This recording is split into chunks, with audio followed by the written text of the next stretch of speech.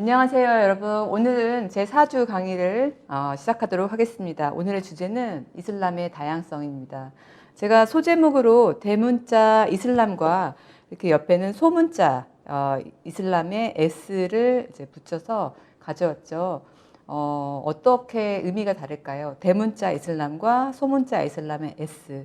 오늘 제가 이제 전달하고자 하는 메시지는 우리가 대문자 이슬람으로서 이슬람을 항상 하나의 보편적이고 일반적인 틀에서 이해를 했으나 이슬람이라는 그 커버를 걷어내고 나면은 그 안에 정말 다양한 무슬림들이 살고 있고 그들이 각기 사는 지역과 시대적인 상황에 따라서 각기 다른 이슬람의 관습을 이행하고 있다라는 차원에서 소문자 이슬람의 S를 이제 붙였는데요.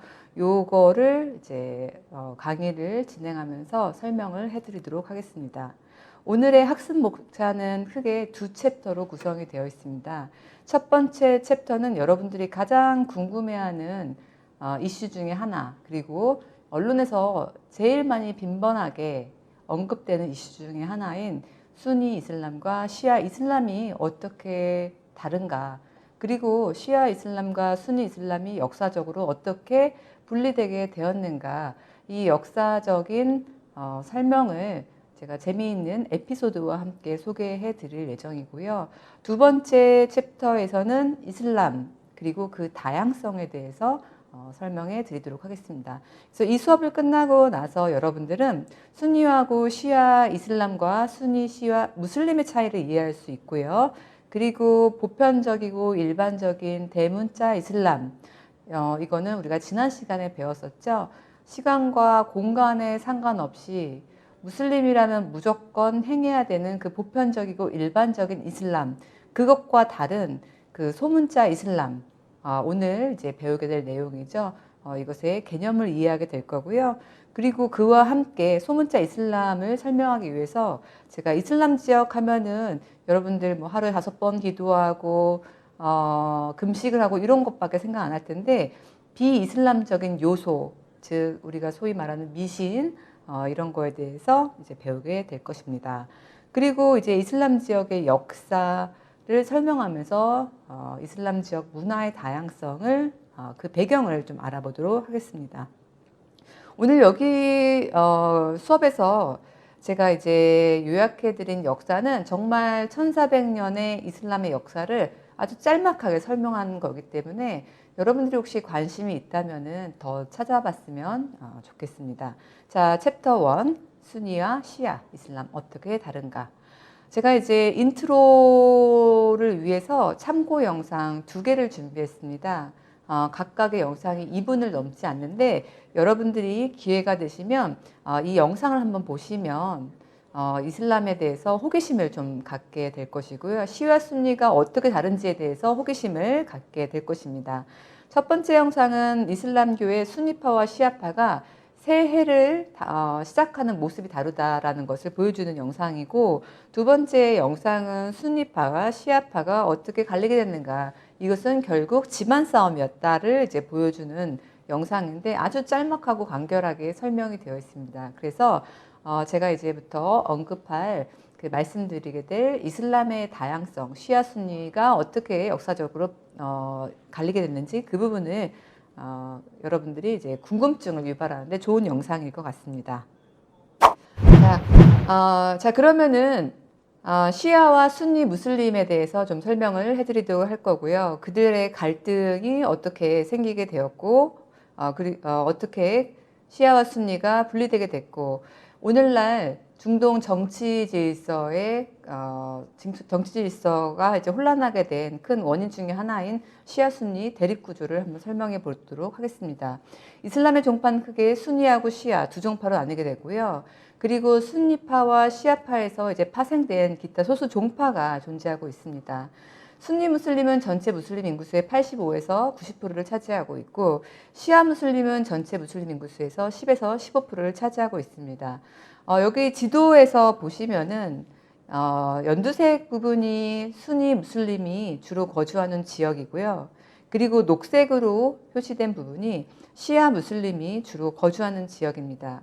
그래서 이거를 국가로 좀 살펴보자면 이란이 지금 시아 종주국으로서 있고요. 그리고 이란을 중심으로 왼쪽에 이라크, 그리고 더 왼쪽으로 가면 시리아의 그 알라위 정부가 지금 시아파고요. 그리고 그 옆에 레바논에도 이제 시아파가 다수 존재하고 있고요. 그리고 오른쪽으로 내려오면 예멘에 또 시아파가 존재하고 있습니다. 그리고 이제 여기가 아라비아 반도인데 이 아라비아 반도를 중심으로 놓고 봤을 때 오른쪽에 주로 이제 석유가 많이 나는 곳이에요. 이 지역에 시아파가 밀집해 살고 있습니다. 그래서 여기 보면은 주로 이제 이란을 중심으로 이라크, 그리고 여기 동부 지역에 있는 국가가 바레인이 있고, 그리고 쿠웨이트가 있고요. 그리고 이제 예멘, 그리고 위로 가면은 레바논까지 해서 이 옆에 지도를 보면은 이런 식으로 시아가 분포하는 지역을 연결하다 보면은 초승달 모양이 형성이 됩니다. 요거를 두고서 이제 사우디 같은 경우에는 순니 이슬람 종주국이죠. 그러면서 시아 이슬람한테 좀 위협을 느끼고 있는 상황이라서 이 지역을 띠로 연결하면은 시아 초승달 지역이고, 사우디아라비아는 그 등 쪽으로는 홍해가 있죠. 고립되는 양상을 취하고 있습니다. 그래서 사우디 같은 경우는 시아 이슬람에 대해서 굉장히 그 위협적으로 생각을 하고 있습니다. 그래서 이러한 갈등 구조가 지금 현재 국제 정치, 중동 지역을 둘러싼 국제 정치의 큰 이슈가 되고 있습니다. 시아 문제는 특히 이제 2003년 이라크전을 계기로 부상을 하게 됐는데, 그 이유가 뭐였냐면 그 이라크 같은 경우에는 미군이 들어오기 이전에 사담 후세인이라고 하는 순니파가 정권을 쥐고 있었고, 그리고 이제 시아파 국민들을 차별을 하고 있었습니다.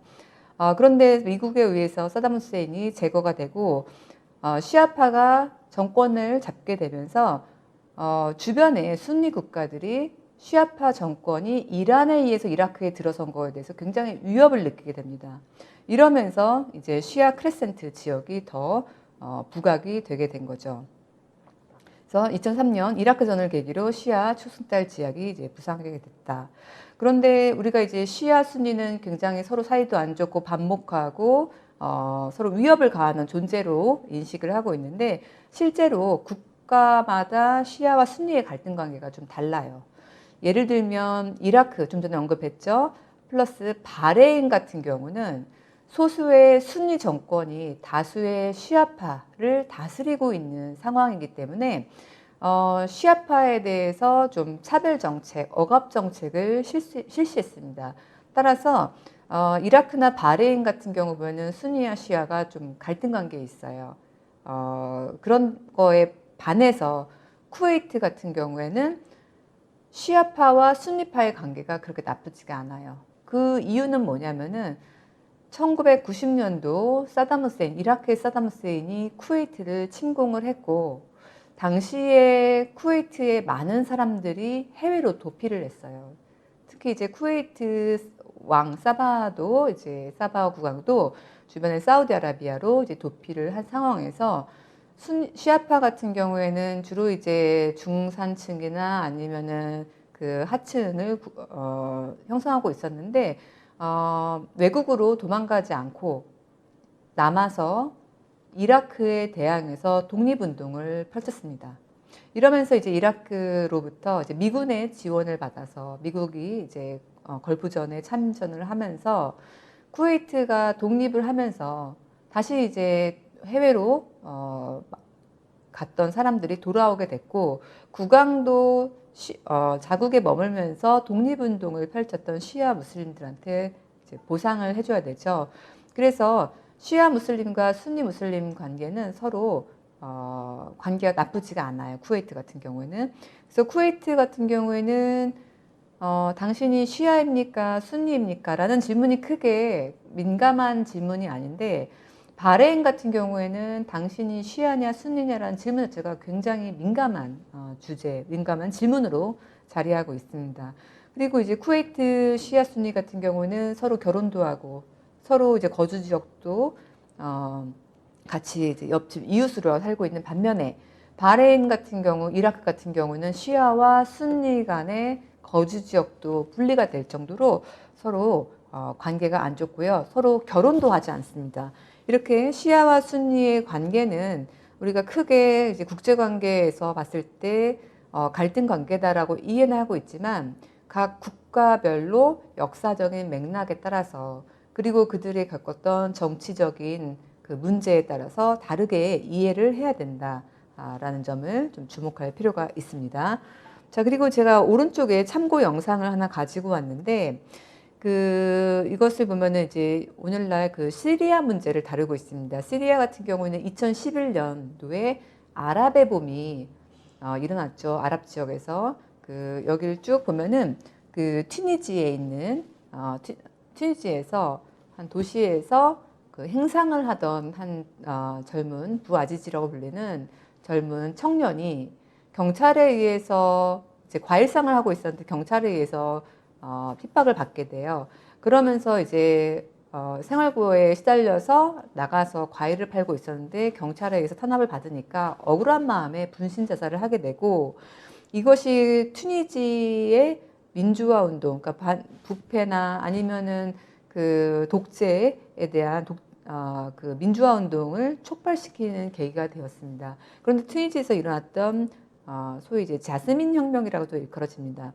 이 혁명이 나중에 오른쪽에 있는 리비아, 이집트를 넘어서 아라비아 반도, 예멘, 그리고 이제 시리아까지 영향을 끼치게 되는데 여기에 영향을 받은 시리아의 젊은 아이들이 알라위파가 이제 시리아를 통치하고 있는 가문이에요. 알라위파는 정권에서 내려와라. 이런 메시지를 벽에다가 막 써놓으니까 이것에 대해서 정부가 그 아이들을 잡아다가 고문을 하게 되고 이것에 이제 또 시민들이 반발해서 정권 타도를 외치게 됩니다. 이 과정에서 이제 탄압이 일어나게 되고 그리고 이제 정부군에 있으면은 반정부군이 있고 그리고 이제 주변에서 뭐 테러 집단 단체 뭐 IS를 비롯한 이 사람들이 내전을 겪게 되고 이 과정에서 국제사회 러시아나 미국, 터키 그리고 사우디아라비아까지 시리아 내전 문제에 개입하게 되면서 국제전으로 비화하게 됩니다. 그래서 이게 이제 어떤 혹자는 뭐 순니파와 시아파의 갈등 관계로 이제 해석을 하기도 하고요. 그래서 이러한 차원에서 이 영상을 한번 보시면은 오늘날 중동 국가에서 펼쳐지는 시아와 순니의 갈등 구조가 어떻게 내전으로까지 이어지게 됐고 그리고 국제사회가 어떤 식으로 참여해서 국제전화로 비화가 됐고 오늘날 현재까지도 이 문제가 10년이 지났지만 해결되지 않은 상태로서 시리아 국민들이 여전히 힘들다는 상황을 여러분들이 쭉 따라갈 수 있을 것 같아요. 자, 그러면은 우리가 시아와 순니가 어떻게 나뉘게 됐는지를 설명을 이제 할 때 필요한 부분이 바로 사도 무함마드의 가계도입니다. 왜냐하면 시아와 순니는 크게 이제 어떻게 나뉘게 되냐면 시아파는 혈통을 중시한다.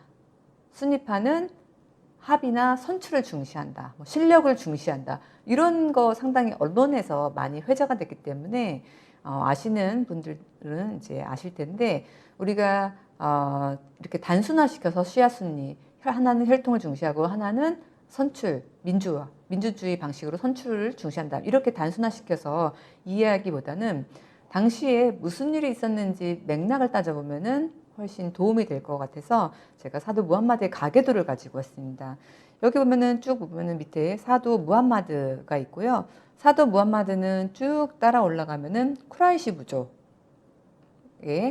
속해 있던 사람입니다. 쿠라이시 부족은 메카의 유력 부족이었고 쿠라이시라는 그 부족 하에 하위 부족이 패밀리가 상당히 여러 개 있었고요. 그 중에 하심 가문의 사람이었어요. 근데 이 하심 가문은 돈도 없고 권력도 별로 없었으나 이슬람에서 가장 중시 여기는 샘물, 잠잠 샘물, 이 성수, 물을 관리하는 사람들이었어요. 그렇기 때문에 굉장히 명예롭게 여겨지는 그런 가문 사람이었습니다. 사도 무함마드가 태어나기 이전에 아버지 압달라는 돌아가시고 어머니 아미나는 6살 때 돌아가시고요. 그리고 이제 사도 무함마드를 압둘 무탈립이라고 하는 할아버지가 이제 보살피게 돼요. 그런데 할아버지도 일찍 돌아가셔요. 그래서 무함마드가 어디에 맡겨지게 되냐면 사촌 아부딸립이라는 삼촌한테 이제 맡겨지게 되고, 그때 같이 어린 나이부터 성장한 사람이 알리라는 사람이에요. 알리는 좀 이따가 나오겠지만 이슬람 역사에서 4번째로 정통 칼리파가 되는 인물입니다. 자, 이러한 배경 먼저 아시고요. 그리고 이제 사도 무함마드는 결혼을 이제 하디자라는 사람과 하게 돼요. 그래서 이 하디자가 사망한 이후에 그 다음에 이제 여러 아내들을 맞이하게 되는데, 그 중에 유일하게 처녀혼을 한 상대가 누구였냐면 아이샤라는 사람이었어요. 근데 이 아이샤 같은 경우는 9살 때 이제 사도 무함마드와 결혼을 하게 되는데, 이 아이샤가 누구였냐면 제1대 칼리파가 되게 되는 아부 바크르라는 사람의 딸이었어요. 그래서 이 인물도 기억을 해두시고, 자, 그리고 이제 무함마드의 자녀들 중에 굉장히 여러 명의 자녀가 있었겠죠. 그 중에 한 명이 하디자 사이에서 난 파티마라는 딸이 있었어요. 그래서 이 파티마는 알리랑 결혼을 한 상태였어요. 그리고 이 알리는 아들을 둘을 두고 있었는데, 한 명은 하산, 한 명은 후세인, 이렇게 있었고요. 그리고 쭉 가면은 여기 보면은 쿠라이시 부족 중에 한 패밀리 중에 3대 칼리파 오스만 집안이 있습니다. 이 오스만 집안도 기억을 해두시고, 그 패밀리 중 한 명이 무아위야라는 사람이 있는데, 이 사람은 당시에 시리아 지역을 다스리는 총독이었어요. 자, 그리고 아이샤와 알리는 서로 사이가 안 좋았습니다. 왜냐하면은 여기 가계도로 따져봤을 때는 장모님이죠. 그런데 사이가 굉장히 안 좋았는데, 그 이유 중에 하나가 아이샤가 당시에 사도 무함마드가 전장에 참여할 때, 당시 아랍의 풍속 중에 하나는 여성을 데리고 전장에 참여하는 게 하나의 풍습 중에 하나였어요. 그래서 아이샤를 데리고 종종 이제 전장에 참여하곤 했었는데, 아이샤가 어느 날 이제 A라는 곳에서 B라는 곳으로 이동하게 될 때, 이동을 하려고 하는데 자기가 목걸이를 하나 잊어버렸다는 걸 알게 돼요. 그래서 그 목걸이를 찾으러 가요. 그런 사이에 이제 기록에 의하면 아이샤가 굉장히 이제 가벼웠고 가마에 탔다라고 생각을 하고 이제 군인들이 움직였다, 이런 기록이 나와요. 근데 아이샤는 사실은 이제 목걸이를 찾으러 갔었고, 그때 아이샤는 길을 잃고 있는 아이샤를 어떤 부족원 중에 후발대가 이제 만나가지고 한 남성이 데리고 옵니다. 그래서 이것이 이슬람 사회의 가장 큰 스캔들 중에 하나로 남아요. 아이샤가 그 남자와 부정을 저질렀다, 이런 소문이 이제 퍼지게 된 거죠. 그러면서 이제 사도 무함마드가 굉장히 큰 고민에 빠지게 돼요.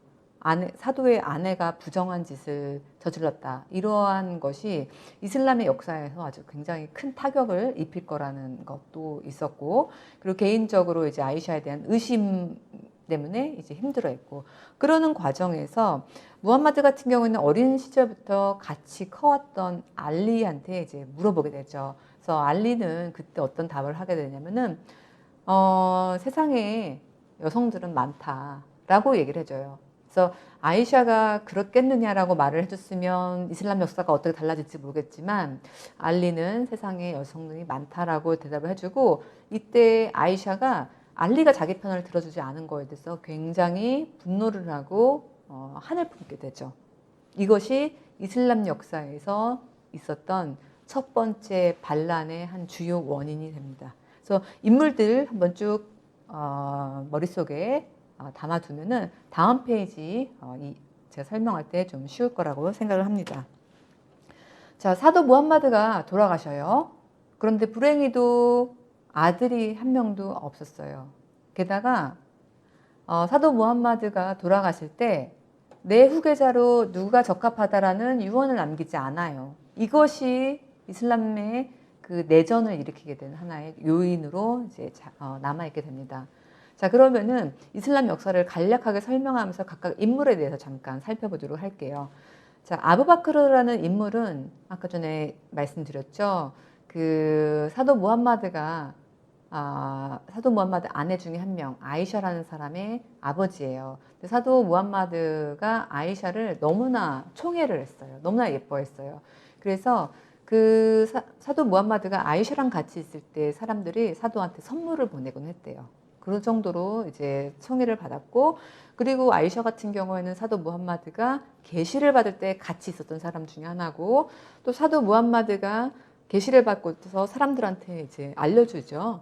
그랬을 때 그 계시받은 내용을 암기해서 다른 사람들한테도 전달해주고 이랬던 인물이었어요. 그래서 이슬람 역사에서는 굉장히 중요한 인물 중에 하나예요. 근데 사도가 돌아가실 때 누구가 후계자가 됐으면 좋겠다라는 말을 안 하니까 당시에 이제 사람들은 이슬람이 도래할 때 있었던 그 아랍인들의 부족의 전통에 따라서 후계자를 선출해버려요. 이때 한 파들은 그 알리를 추대하려고 했는데 다른 파들은 알리를 추대하는 대신에 가장 그 아랍의 전통에 따라서 명망 있고 지혜로운 자를 선출을 하길 원하죠. 그런데 한 일화에 보면은 사도 무함마드가 돌아가시고 난 다음에 그 시신을 수습하는 과정에서 이제 알리가 친척이기 때문에 주도적으로 이 일을 맡았겠죠. 알리가 사도 무함마드의 시신을 수습하는 그 시간에 이미 아랍의 부족들은 모여가지고 아부바크르를 차기 후계자로 선출했다. 이런 기록이 있어요. 그래서 그 예언자의 교우, 여기서 말한 교우는 이슬람을 이제 믿었던 사람이란 뜻이에요. 그래서 아이샤의 아버지고 부족 간의 내분의 가능성을 외부로 돌리기 위해서 이제 정복 사업을 시작한 인물이에요. 자, 그러면 여기서 한 가지 생각해 볼 점이 있습니다. 왜 아부바크르가 알리라는 그 혈통을 제치고 칼리파가 되었을까? 어떻게 되었을까? 연장자 우선 사회이기 때문일까? 그리고 혈연, 지연 이런 거 중요하지 않고 이슬람은 평화와 평등을 강조하는 종교이기 때문에 그 누구든 능력이 있으면은 되기 때문에 아부바크르를 선출했을까? 아부바크르가 좀 더 지혜롭기 때문에 아부바크르를 선출했을까? 이런 의문을 가질 수도 있어요. 일부의 그 서적들을 보면은 아부바크르가 상당히 그 자기 부족의 지지나 자기 부족의 세력이 약했대요. 그렇기 때문에 아부바크르를 지지한 세력이 없었기 때문에 오히려 이 사람을 추대를 하는 게 일부 부족한테는 더 좋았겠죠. 그래서 그 부족의 세력이 약했기 때문에 일부러 이 사람을 추대했다. 이런 기록도 있습니다. 자, 그리고 이제 두 번째 칼리파가 오마르라는 사람입니다. 근데 첫 번째 그 아부바크르를 빼고 두 번째, 세 번째, 네 번째 칼리파 모두 암살을 당해요. 이게 이슬람의 불행한 역사 중에 하나인 것 같아요. 그래서 오마르 같은 사람은 이슬람 지역을 굉장히 이슬람 지역의 넓은 영토를 정복했던 사람입니다. 그래서 여기 보면은 그의 치세 10년 동안 페르시아의 전 지역과 팔레스타인, 시리아, 이집트 등 비잔틴 로마의 동방 영토를 정복했고, 그리고 이러한 영토가 이슬람 국가 소유 영토가 되게 했고, 또 주변의 페르시아 쪽으로부터 행정체계, 그리고 각종 제도를 도입을 해서 이슬람이 이제 정통 칼리파 시대에 하나의 제국으로서 발돋움을 할 수 있는 기반을 마련했던 사람입니다. 근데 이 오마르라는 사람은 굉장히 검소했다고 알려져 있어요. 칼리파의 지위에 있었는데도 그 누더기 같은 거를 입고 있어가지고 주변에서 이제 어떤 길 가는 사람이 이제 오마르가 뭘 질문을 하면은 이렇게 냉대를 했다고 해요. 그런데 이제 알고 보니까 이 사람이 칼리파였다. 이렇게 전해지는 이야기도 있습니다. 그래서 오마르라는 사람이 이제 10년 동안 아부바크르를 이어서 이슬람 제국을 이끌어 가게 되는데 페르시아 노예한테 암살을 당합니다. 기도하고 있는 도중에 암살당했는데 이 페르시아 노예가 정신병이 있다라고 알려져 있어요. 잠깐 지도를 살펴볼게요. 사도 무함마드 시절에는 이렇게 아라비아 반도 남부 지역을 이제 통일을 했습니다. 그러다가 정통 칼리프 시대 때 이렇게 오렌지색의 영토까지 확대하게 되는데 이 지역의 대부분을 오마르라는 사람이 영토를 확장하게 됩니다. 그리고 세 번째 칼리파가 오스만 이븐 아판이라는 사람인데 이 사람은 비교적 권세 있고 부유한 부족 출신이었고요. 마지못해 이슬람으로 개종을 했고 그리고 사도 이슬람에 대해서 못마땅하게 생각했던 사람이에요. 그러다가 이제 대세가 이슬람으로 기우니까 이제 이슬람으로 개종을 했는데 이 사람은 상당히 자기가 칼리파직에 오르고 나면서 본인 부족 중심으로 이슬람 시대를 이끌어가게 됩니다. 그러면서 본인의 친척을 각 지방의 총독으로 보내게 됐는데 문제는 이집트 지역의 총독으로 보낸 자기 친척이 뭐 부패하고 세금 너무 많이 부과해서 그 이집트에 있던 사람들이 오스만한테 오게 됩니다. 이집트가 요 지역에 있죠. 그래서 오스만한테 이 지역에 살고 있는 오스만한테 와가지고 너무나 불공평한 세상에 대해서 이제 언급을 하게 되고 그거에 대한 적절한 조치를 취해달라고 얘기를 하는데 오스만이라는 사람이 그럼 당신들이 돌아가 있으면 내가 이렇게 편지를 하나 써줄 테니까 그거를 가지고 그 사람한테 총독한테 보여줘라. 그러면 모든 일이 개선이 될 것이다라고 약속을 해요. 그런데 그 이집트에서 온 사람들이 편지를 가지고 가던 중에 호기심이 생겨서 편지를 열어보게 돼요. 그런데 그 편지 내용에는 이 사람들 편지를 가지고 가는 이 사람들을 다 죽여라 라고 써 있어요.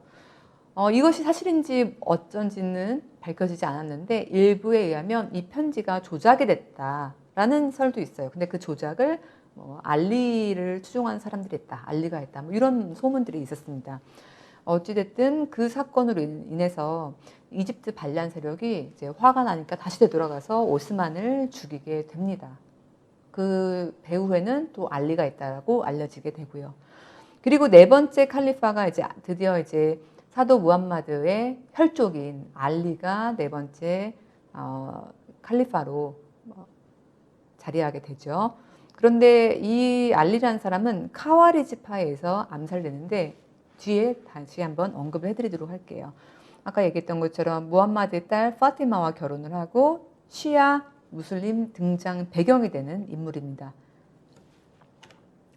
자, 이슬람 1차 내전을 간략하게 설명해 드리도록 하겠습니다. 1차 내전은 낙타 전투에서 낙타 전투라고 이제 불리기도 하는데 그 이유가 뭐냐면은 여기 보면은 여기 아이샤의 모습이 있어요. 이 아이샤가 낙타를 타고 656년에 전투에 참여해서 낙타 전투라고 이제 불려지게 됐고요.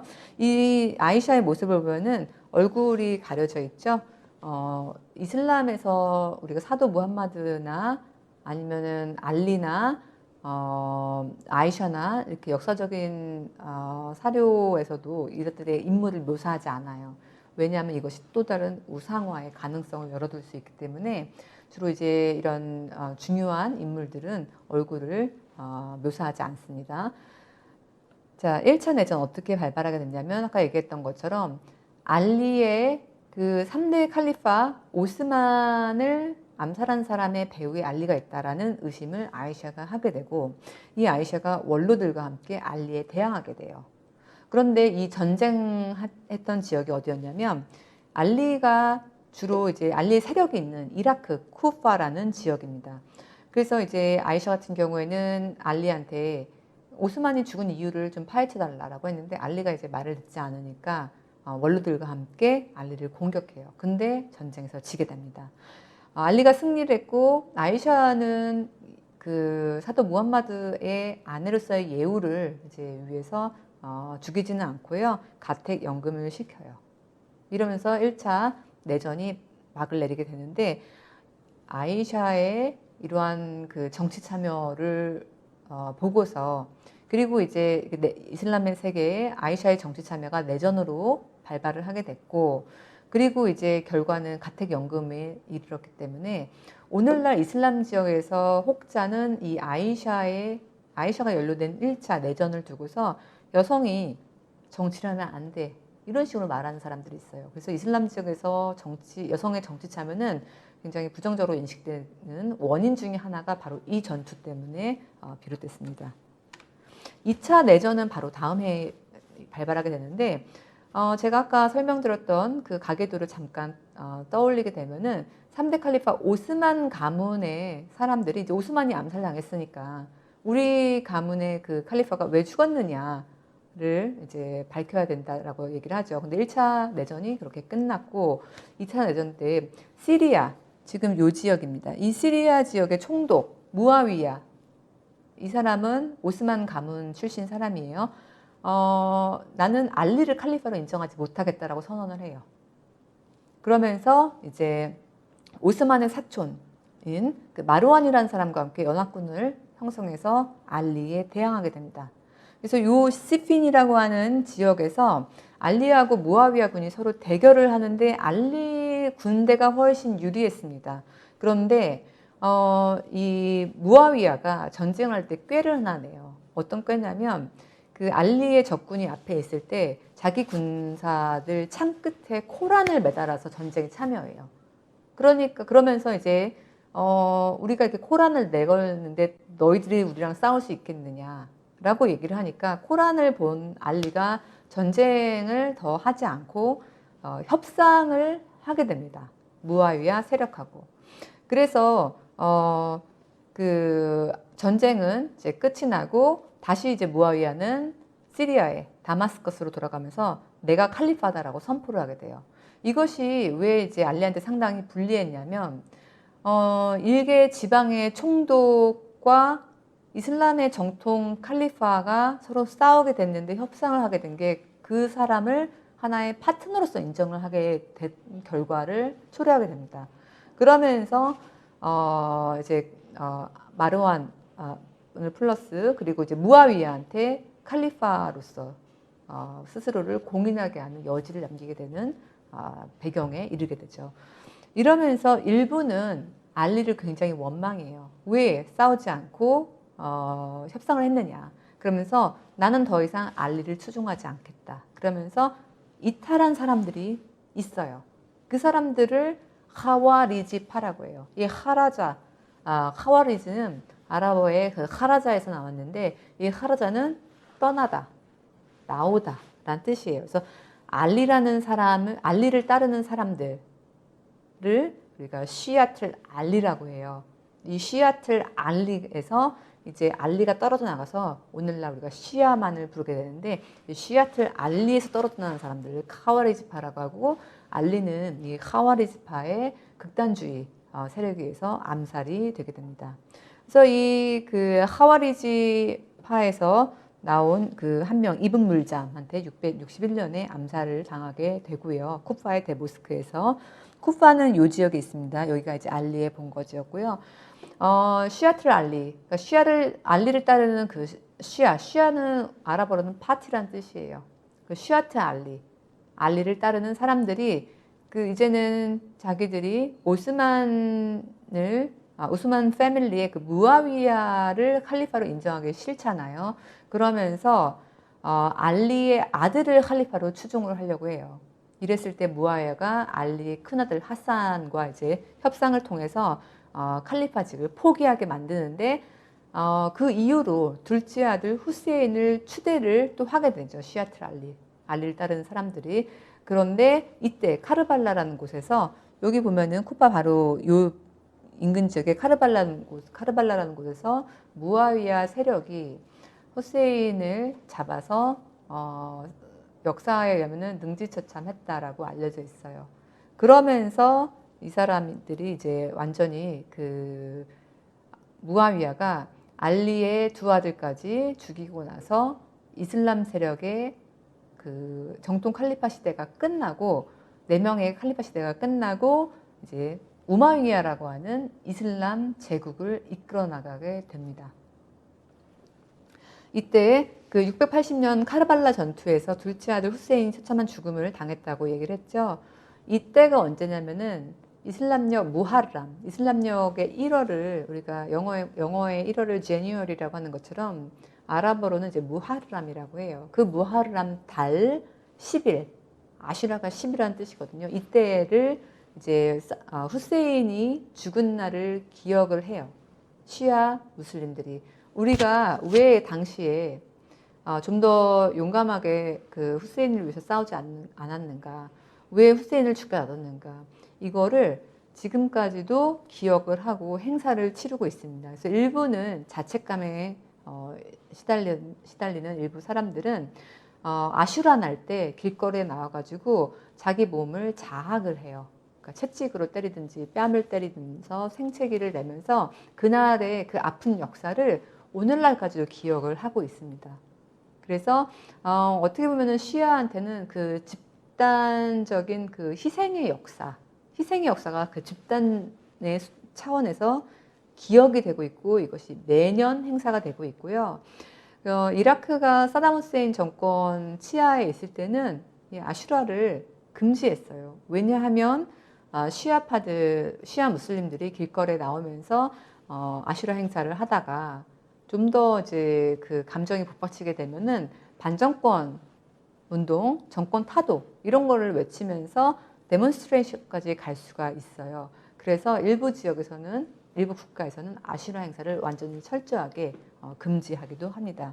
그래서 이 지도를 보면은 대략의 상황을 이제 이해할 수 있을 것 같고요. 자, 시아와 순니 무슬림의 차이를 잠깐 알려드리도록 할게요. 순나에서 나왔어요. 순나는 전통을 따르는 사람들이에요.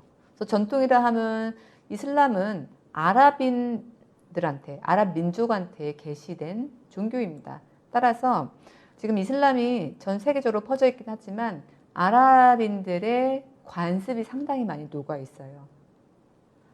그래서 그 전통을 중시하는 사람들을 이제 순니파라고 하고 있고요. 그 전통에 따라서 선출을 한 게 바로 3대 칼리파까지, 3대 칼리파까지죠. 그리고 이제 그 시아는 혈통을 중시합니다. 그래서 그 사도 무함마드의 그 혈통을 굉장히 중시하기 때문에 처음부터 선출이 아니라 알리를 이제 추대를 하려고 했었는데 그게 마음대로 되지 않고 4대째 돼서야 알리가 이제 선출이 돼서 같이 이제 정통 칼리파 시대에 마지막 그 칼리파직을 이행하게 되죠. 그래서 이거는 정리하는 차원에서 한번 간략하게 언급해 드릴게요. 예언자 언행인 순나를 따르는 사람들이고 전체 무슬림의 85에서 90%, 시아는 알리를 따르는 사람들이고 전체 무슬림의 10에서 15%, 아슈라를 기념하지 않고요. 아슈라를 기념하고 메시아 사상을 가지고 있습니다. 그리고 신앙 고백 내용은 알라는 유일신이고 그리고 무함마드는 그의 사도이다. 근데 여기에다 추가해서 최초의 알리는 신의 대리인이며 예언자 무함마드의 계승자이며 최초의 칼리프다. 이렇게 언급을 하고요. 하루 기르도 5번, 뭐 3번 이런 식으로 좀 갈리게 됩니다.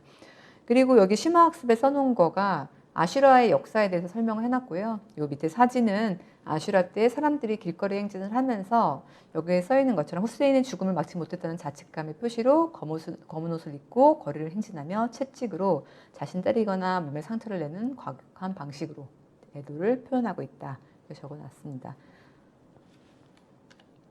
자, 이슬람교의 주요 성지를 보겠습니다.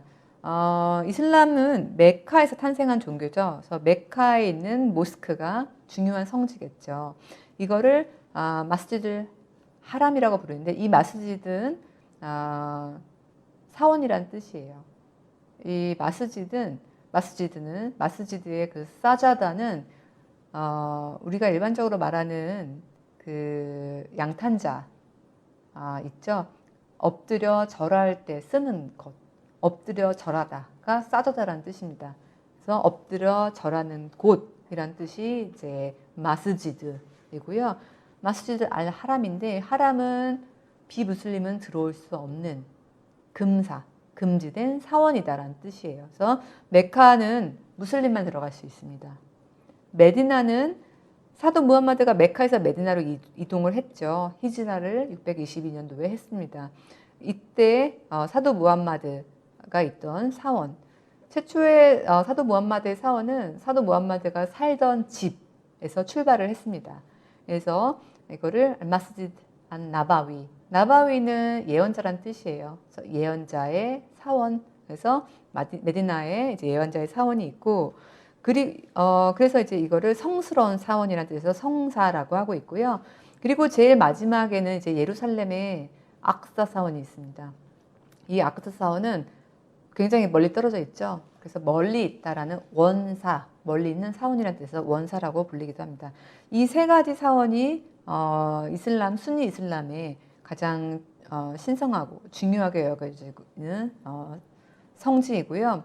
한 가지 이제 또 알려드리자면은 과거에 무슬림들은 당시에 유대인과 기독교의 사상을 굉장히 많이 받아들였습니다. 따라서 처음에는 무슬림들이 메카를 향해서 기도를 하지 않고 예루살렘을 향해서 기도했어요. 그런데 메디나에서 이제 사도 무함마드가 이주를 하고 그 지역에서 유대인들과 함께 섞여 사는 과정에서 유대인들이 이제 사도를 배신하고 메카에 있는 귀족들과 손을 잡게 돼요.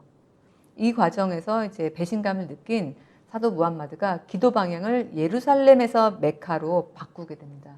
완전히 북쪽에서 남쪽 끝으로 바꾸게 되니까 이거는 이슬람 역사에서 이슬람을 하나의 독립적인 종교로서 선포한 것과 똑같은 메시지를 주고 있는 거죠. 이러한 사연이 또 얽혀 있고요. 시아파의 성지는 주로 알리가 있었던 이라크 지역, 그리고 알리의 아들인 후세인이 전투에서 죽었고, 그리고 이제 그곳을 기리는 곳, 이런 그 후세인의 무덤이 있는 곳, 이런 곳이 주요 성지입니다. 그래서 나자프에 그 알리의 무덤이 있다고 생각되는 사원, 카르발라에 후세인의 무덤이 있다고 생각하는 사원, 그리고 중요한 게 이란의 쿰 지역과 마시아드 지역이 시아파의 주요 성지들로 알려져 있습니다. 자, 중간 학습 정리를 해보도록 할게요. 시아와 순니는 어떻게 갈리게 되었는가? 시아와 순니의 성지는 어디가 있을까요? 그리고 시아 초승달 어떤 의미를 갖고 있나요? 그리고 과연 종교는 정치로부터 자유로울까요? 이 부분을 좀 생각을 해보면 좋을 것 같습니다. 자, 여기까지 그 챕터 1 마치도록 하겠습니다. 챕터 2로 넘어와서 이슬람과 이슬람 문화의 다양성에 대해서 좀 살펴보도록 하겠습니다. 자, 이슬람교의 다양성을 설명할 때 수피를 빼놓고 설명할 수는 없죠.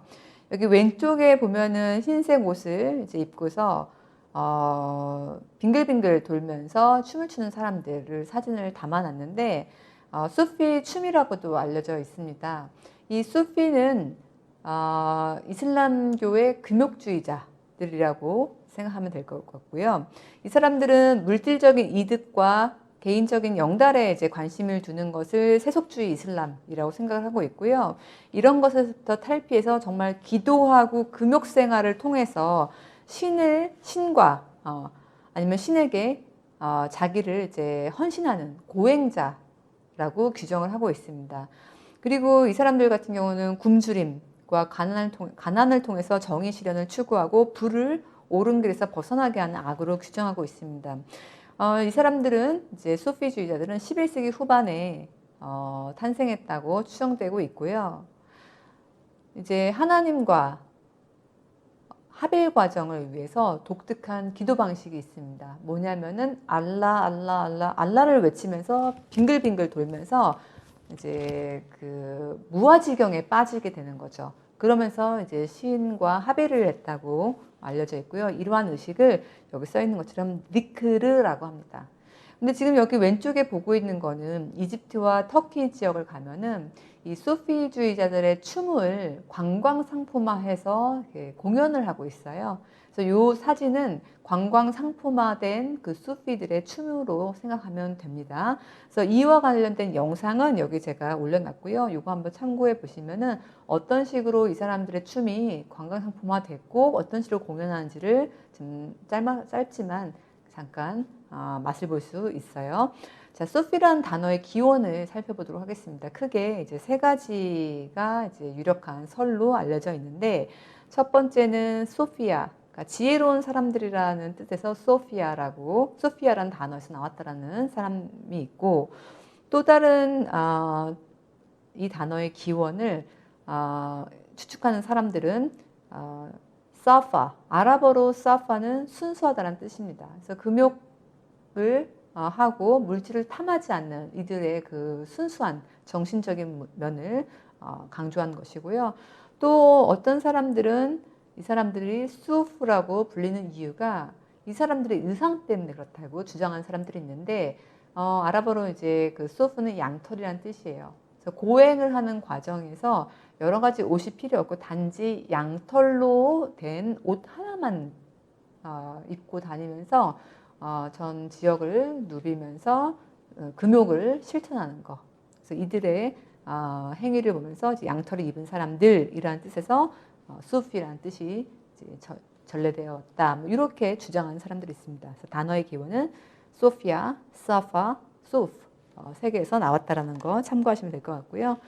자, 이거는 참고 영상이긴 한데 아까 전에 제가 이슬람이 굉장히 다양하다라고 했고 대표적인 종파가 순니하고 시아가 있고 그 플러스 기타 종파가 있다고 했죠. 자, 이거를 보면은 좀 더 정확하게 알 수 있을 것 같아서 제가 참고 영상을 가지고 왔고요. 여기를 보면은 이슬람에 순니가 있고 시아가 있고 그리고 아까 얘기했던 하와리지파가 있죠. 여기서 순니파는 이슬람의 4대 법학파가 하나피, 말리키, 샤피, 한발리 파가 있습니다. 이 파가 갈리게 된 배경은 이슬람이라고 하는 그 코란을 어떻게 해석하느냐 그 방식의 차이가 법학자마다 달라요. 그래서 어떤 법학파냐에 따라서 굉장히 보수적인 무슬림도 있고 굉장히 개방적인 무슬림도 있는데 사우디아라비아가 이슬람의 순니국의 종주국이죠. 이슬람이 탄생했기 때문에 지금 우리가 2016년부터 사우디아라비아가 조금씩 개방을 하고 있지만 그 전까지만 해도 굉장히 보수적인 국가였어요. 사우디아라비아가 추종하는 이슬람 법학 세력은 바로 한발리파입니다. 그래서 한발리가 굉장히 이슬람을 보수적으로 해석하는 법학파예요. 지금 우리가 이제 아프가니스탄 문제를 보면서 아프가니스탄 여성들 부르카 쓰고 막 이런 모습 보면서 굉장히 여성에 대해서 반인권적인 정부다라고 생각을 하고 있죠. 반인권적인 세력이다라고 하고 있는데 아프가니스탄의 그 탈레반도 한발리의 법 해석에 의존한 이슬람을 일상생활에서 실현을 하고 있기 때문에 굉장히 보수적입니다. 반면에 이제 샤피는 보통 이제 인도, 말레이시아, 뭐 이집트 이런 지역이고요. 말리키는 북아프리카 지역, 하나피는 터키, 중앙아시아 이런 지역이 이제 있습니다. 그리고 이제 시아 이슬람은 자파리 12이맘파, 이맘이 12명이 있다. 뭐 이런 사람들도 있고, 자이디파, 예멘, 그 시아 이슬람을 자이디파라고 하고, 여기에 뭐 시리아의 지금 대통령이 속한 그 이슬람은 알라위파. 근데 알라위파는 좀 순니파로서는 굉장히 이단적이고 정통 이슬람에서 이제 인정하지 않는 그런 파입니다. 그리고 뭐 오만의 이바디파인데 이바디파는 하와리지파에서 나온 사람들이에요. 이런 식으로 굉장히 다양한 이슬람의 해석이 있다라는 거. 그래서 우리가 이슬람이라고 언급을 할 때 하나의 보편적이고 일반적인 그 틀에서 이슬람을 생각할 수 없다라는 거를 다시 한번 상기하면 좋을 것 같고요. 여기 보면은 그 색깔별로 어떠한 파들이 어느 지역에 분포해 있나를 한 지도 하나로 표현했기 때문에 여러분들한테 도움이 될 것 같아서 제가 가지고 왔습니다. 자, 그리고 이슬람 지역에 과연 미신이 존재할까 굉장히 흥미로운 주제 중에 하나이죠. 물론 이슬람 지역은 미신이 있습니다. 미신이 있어요. 그 중에 하나가 여기에 있는 것처럼 이블 아이즈. 근데 이게 뭐냐면 여러분들이 어떤 친구가 성적 굉장히 어려운 시험에 통과했어요. 아니면은 A 플러스를 받았어요. 아니면은 누군가 결혼을 했어요. 아니면 누군가 땅을 샀어요. 그러면은 잘 됐어 라고 응원을 하고 좋겠다 라고 부러워하지만 그 밑에 가장 밑바닥에 깔린 정서를 한번 보면은 시기심과 질투심이 존재하고 있습니다. 그래서 내가 칭찬을 하고 좋겠다라고 말하지만 그 밑에 있는 그 시기심이 나도 모르는 사이에 빠져나와서 상대를 해하게 된다라고 믿고 있어요. 이게 이블 아이즈고 이거를 차단하는 게 바로 5개의 손입니다. 그래서 이 5개가 숫자 5가 예전부터 아랍 지역이나 뭐 이슬람 지역에서는 미신적인 차원에서 악마를 퇴치하는 힘이 있다라고 믿고 있어요. 그래서 여기 써 있는 것처럼 손가락에 손가락 모양의 눈이 있잖아요. 이거를 항상 이렇게 목걸이를 만들어서 갖고 다닌다거나 아니면은 집안에 딱 들어섰을 때 제일 처음 보이는 곳에 장식품을 놔둔다거나 아니면 차에 그 미러가 있잖아요. 그 미러에다가 걸어둔다거나 이런 식으로 많이 사용을 하고 있습니다. 근데 이 이브라이즈를 일부는 파티마의 손이라고 부르기도 해요. 파티마 누구신지 기억이 날까요? 누구냐면은 사도 무함마드의 딸이죠. 그 파티마 사도 무함마드 그 패밀리의 피에 흐르는 그 성스러운 힘을 믿고 있다. 그거를 이제 상징화해서 이런 식으로 파티마의 손이라고 부르는 사람들도 있습니다. 그리고 자르는 뭐냐면은 제가 이제 그 칠판에다가 아랍어를 한번 쓰도록 할게요. 아랍어로 이게 자라예요. 자라가 뭐냐면은 그 visit, 방문하라는 뜻이에요. 방문하다. 누가 방문했느냐? 바로 진이나 아니면 그 영혼이 방문했다는 뜻이죠. 이 영혼은 예전에 살던 조상일 수도 있고, 그래서 자르 하면은 다른 영혼이 나를 방문해서 내가 평소 하지 않던 행위를 하는 거예요. 그래서 이 악령이라고 말할 수 없죠. 이 영혼을 다 돌려보내려면은 특별한 의식을 하게 되는데 주로 여성들 같은 경우에는 여기 앉아 있는 여성처럼 이렇게 춤을 추거나 뭐 이런 식으로 해서 악령이 아니라 그 영혼을 이제 빼내게 되는 거죠. 근데 주로 이제 여성들이 많이 자르에 걸리게 돼요. 특히 이제 수단 같은 경우 자르에 걸린 여성에 대해서 연구한 논문을 보면은 여성들이 갑자기 이제 수단 정부가 이슬람을 너무 강화하는 정책을 쓰니까 여성들이 스트레스를 받은 거예요. 그러면서 실제로 자르에 걸리지 않았는데 나 자르에 걸렸어 하면서 일탈 행위를 하는 거예요. 예를 들면 막 립스틱을 빨갛게 바른다든지 미니스커트를 입는다든지 그 지역에서 금지된 알코올, 뭐 맥주를 마신다든지 담배를 피운다든지 이렇게 사회에서 좀 금기시하는 행위를 이제 하면서 자르에 걸렸다고 얘기를 하면 사람들이 어느 정도 이해를 해요. 그래서 그 사회가 변화하는 과정에서 받는 스트레스를 푸는 하나의 탈출구 역할을 한다라는 논문도 있습니다. 그래서 요 자르를 행위를 보면은 여기 영상에서 참고해서 이제 볼 수 있습니다. 그리고 커피점. 이슬람에서 이제 커피가 발원했다라는 거, 이슬람 지역에서 어떻게 대중적으로 마시게 됐고 이것이 유럽까지 영향을 미치게 됐는지는 우리가 이제 다음 주쯤에 설명을 해드릴 예정인데 이슬람에서 마시는 커피에는 크게 2종류가 있습니다. 까우와 아라비아랑 까우와 투르키아. 까우와 투르키아의 특징, 이제 커피점에 쓰이는 커피는 까우와 투르키아인데 까우와 투르키아의 특징 중에 하나는 뭐냐면은 그 커피 빈 자체, 아랍어로 빈을 문이라고 해요. 이 문을 갈아가지고 설탕을 듬뿍 넣고 끓여요. 그런 다음에 이제 조그만 커피 주전자가 부르르 끓기 시작하면은 불에서 잠깐 뗐다가 다시 한번 올려놔서 부르르 끓이면은 다시 한번 뗐다가 올려놓기를 몇 번을 반복을 하면서 잠깐 기다려요. 그런 다음에 그 커피가 필터된 커피가 아니기 때문에 가루가 밑에 가라앉아요. 윗물만 따라가지고 잠깐 또 기다리면은 또 커피 잔에 침전물이 생겨요. 그래서 커피 잔에 침전물이 가라앉을 때가 잠깐 기다렸다가 위에 있는 커피를 마시게 되고 있으면 침전물이 생기죠. 이 침전물이 있는 커피잔을 거꾸로 뒤집어 놓아요. 그러다가 잠깐 기다려요. 그러면 이런 식으로 이제 무늬가 생기게 됩니다. 이 무늬를 보고서 하루의 운세나 앞으로의 운세를 점치게 돼요. 커피점을 통해서. 여기에 새 모양이 있으면 새로운 소식이 온다라는 거나 아니면 여행을 떠난다라는 거나 뭐 이런 사인이 있는데 이 커피점을 읽는 것 자체가 굉장히 그 비이슬람적이기 때문에 금기시해요. 하지만 그럼에도 불구하고 아직까지 많은 사람들이 커피점을 믿거나 말거나 이제 보고 있습니다. 그래서 아랍 지역에 가서 이제 볼 수 있는 커피점 요거 참고 영상으로 보시면 될 것 같습니다. 자, 그러면은 이제 이슬람 역사를 한번 간단하게 정리해 보도록 하겠습니다. 이 부분을 보면서 지금까지 배웠던 부분 정리해도 좋을 것 같아요. 여기 보면은 그 이슬람이 태동하기 이전 150년 전에 150년 가량의 그 시대를 자힐리아 시대로 일컫습니다. 이 자힐리아라는 뜻은 자흐른 아랍어로 무지하다, 목매, 무식하다 이런 뜻이에요. 그래서 알라에 대해서 몰랐던 시대를 지칭하는 거고 이슬람이 622년에 탄생하게 됐죠.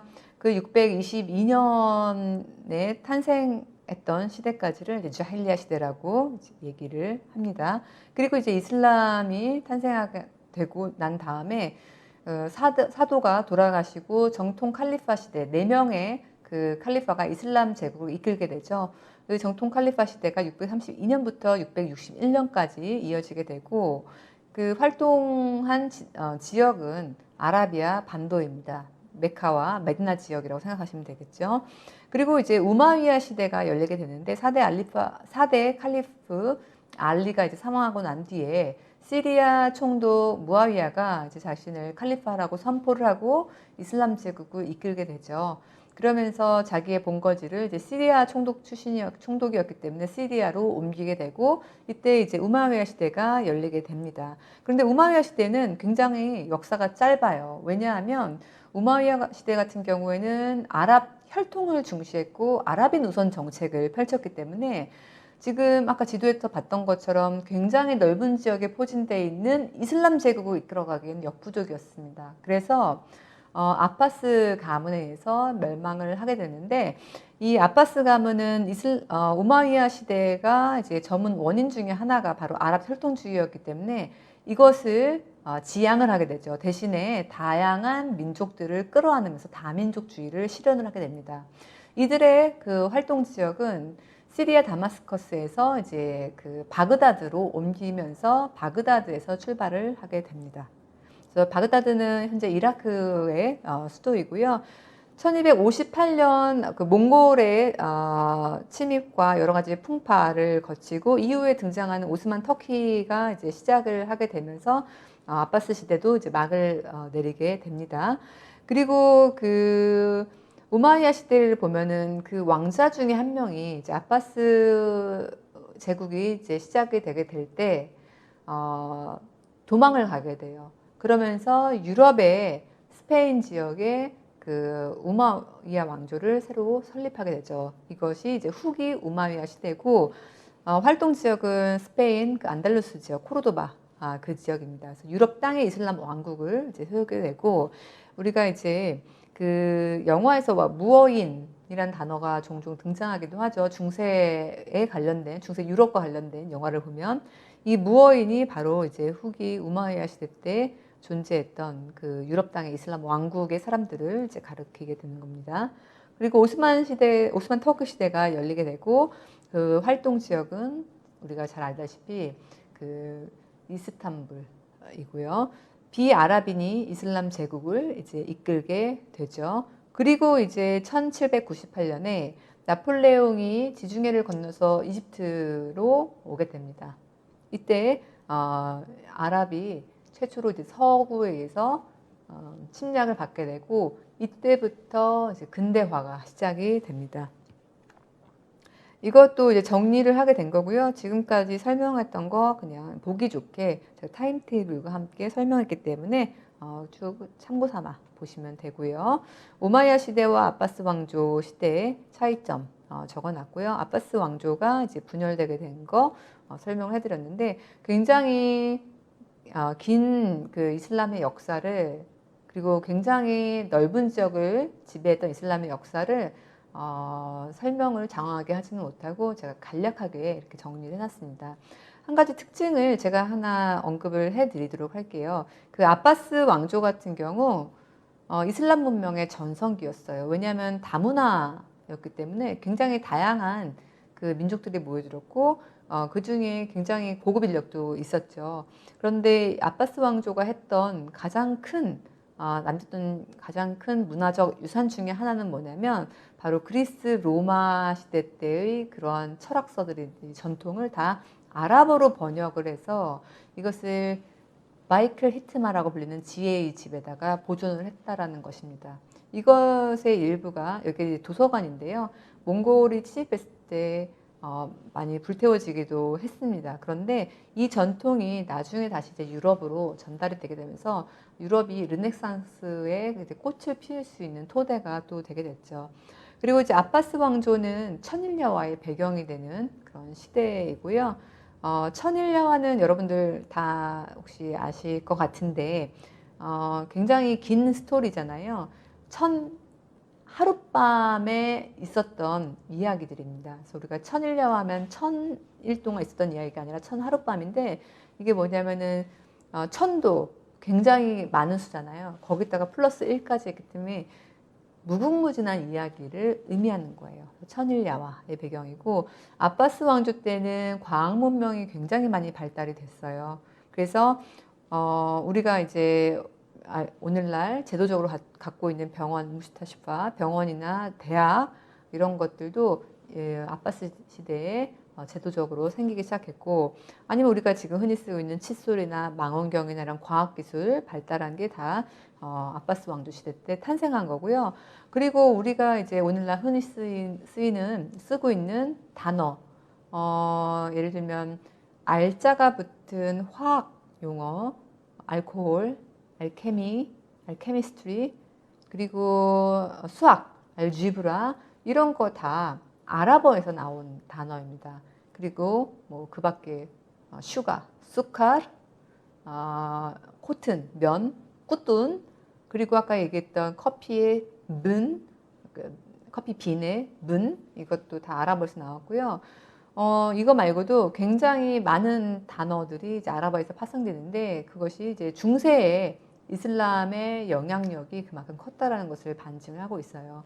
사실 우리가 오늘날 그 세계를 이해할 때 서구 중심으로 이해하고 그리고 또 우리의 관점에서는 그 중국이나 뭐 일본, 한국 뭐 이렇게 역사관을 가지고 있는데 중동에 대한 역사, 특히 중세의 역사는 주로 이제 잘 알지 못해요. 하지만 이 부분이 빠지게 되면은 인류 역사의 큰 틀에서 굉장히 중요한 부분이 빠지게 되는 거기 때문에 이 부분을 공부하면은 우리가 좀 서구 중심적으로 형성됐다는 역사관에서 조금 벗어날 수 있지 않을까 싶습니다.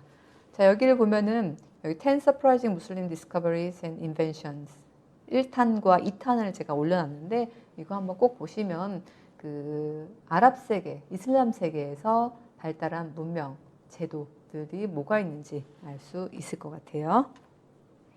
그리고 뭐 오스만 제국이 등장했고 제1차 세계대전과 서구 식민주의가 시작이 됐고 그리고 이제 아랍 민족주의가 등장했고 아랍 국가들이 이렇게 독립을 하게 됐는데 지금 자로 그려놓은 것처럼 이렇게 그려져 있잖아요. 이것이 다 그 아랍이나 중동이 스스로 자기들의 정체성, 비슷한 사람들의 정체성끼리 하나의 국가를 설립한 게 아니라 유럽에 의해서 서구 열강에 의해서 잣대로 그리해진 것처럼 이렇게 다른 사람이 중동을 이렇게 쪼개놓은 거죠. 그러면서 오늘날 거의 모든 분쟁의 원인이 바로 이 서구 제국주의에서 뿌리를 찾을 수 있다라고 이제 언급을 할 수 있고요. 여기 보면은 요르단 같은 경우 이렇게 확 그어졌죠. 이게 굉장히 모양이 이상하죠. 이거를 두고 설화가 있습니다. 뭐냐면은 윈스턴 처칠이 이제 아랍인들 중동 지역 지도를 그리는데 연필로 이제 그리다가 깜빡 잠이 들어가지고 이렇게 고개를 끄덕여서 여기가 자가 이렇게 이렇게 국경이 그려졌다. 이런 말도 있습니다. 이 일화가 뭐 사실이든 아니든 주는 메시지는 뭐냐면은 좀 전에 얘기했던 것처럼 중동 이슬람이 스스로 중동 이슬람 아랍 국가가 스스로를 정의하지 못하고 타인에 의해서 만들어졌고 정의됐다. 그리고 이것이 오늘날 국제사회 그리고 아랍 중동을 더 혼란스럽게 만드는 원인이 되고 있다라고 정리해 볼 수 있습니다. 그리고 요것도 참고로 이제 가지고 왔고요. 아라비아 반도, 스페인, 북아프리카, 이집트, 시리아, 이란, 터키, 중앙아시아, 인도 요 지역에 어떠한 왕조들이 이제 있었는지를 그냥 한눈에 쉽게 볼 수 있지 않을까, 도움이 되지 않을까 해서 제가 가지고 왔고요. 다양한 무슬림의 문화적 배경을 한번 보도록 하겠습니다. 지금 이슬람을 믿고 있는 사람들, 무슬림들은 전 세계에 퍼져 있죠. 그래서 여기 보면은 여기 보면은 뭐 북미 지역과 남미 지역에 각각 0.1%, 0.2%가 이제 무슬림이고, 유럽에는 인구 한 4천만이 무슬림으로 거주하고 있대요. 그래서 2.7%, 중동 북아프리카 지역의 19.9%, 사하라 사막 이남의 아프리카 지역의 15%, 남아시아, 아시아 태평양 지역의 62.1%로 많은 무슬림들이 전 세계에 분포되어 있는데, 이들이 속한 문화권을 보면은 뭐 미국, 아시아, 아랍, 유럽, 아프리카, 인도, 터키, 페르시아 등 굉장히 다양한 문화권에 걸쳐져 있습니다.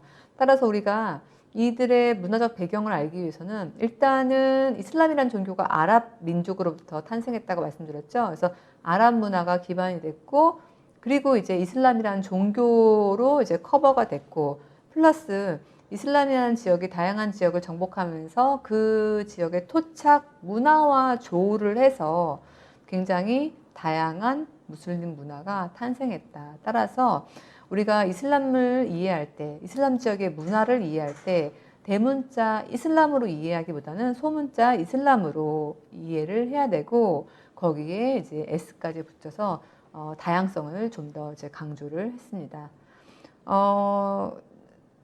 제가 재미있는 설문 하나 소개해 드릴게요.